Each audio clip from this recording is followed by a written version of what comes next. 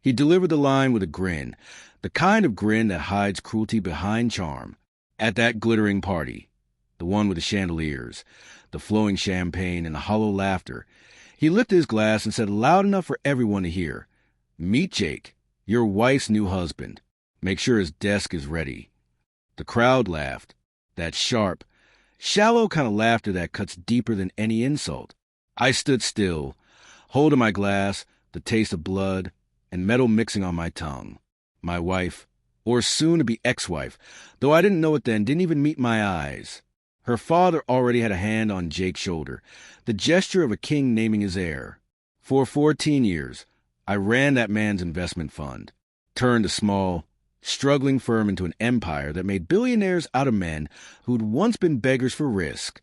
I built every system, every portfolio, every offshore trail that fed his fortune. But the thing about power is, once people start feasting on it, they forget who served the meal. The morning after the party, he came to my office. No smiles, no champagne this time, just daylight cutting through the blinds and a smug reflection in my glass table.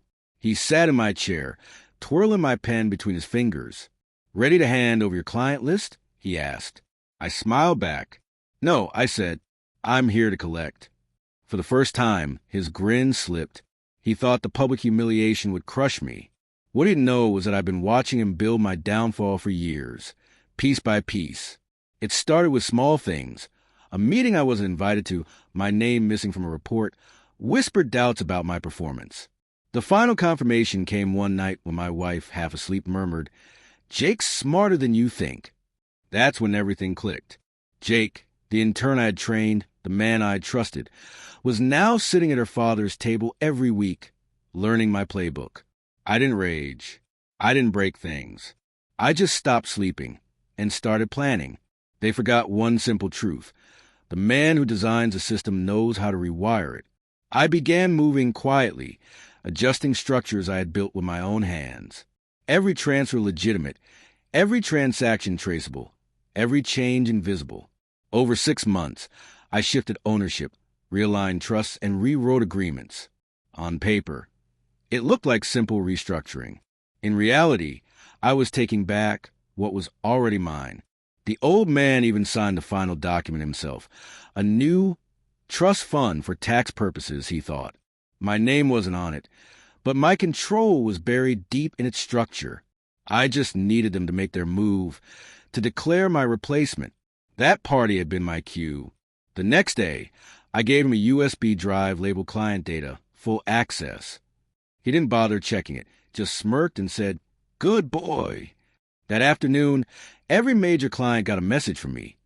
"If you receive contact from this office under a new name, assume compromise. Your accounts remain secure. I'll be in touch." By the next morning, his fund was frozen, not by the law, but by the trust he himself had authorized. Every cent was locked behind clauses only I could access. When he realized what happened, it was already over. Jake called me, his voice shaking.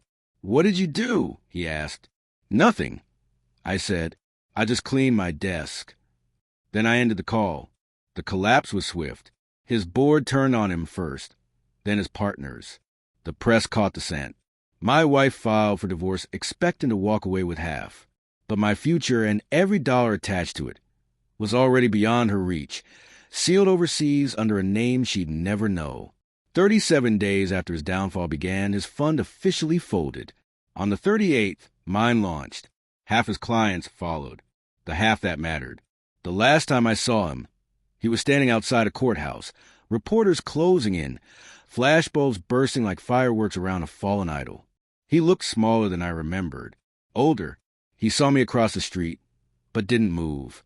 I raised a hand, not to wave, just to mark the end. People ask me if revenge was worth it.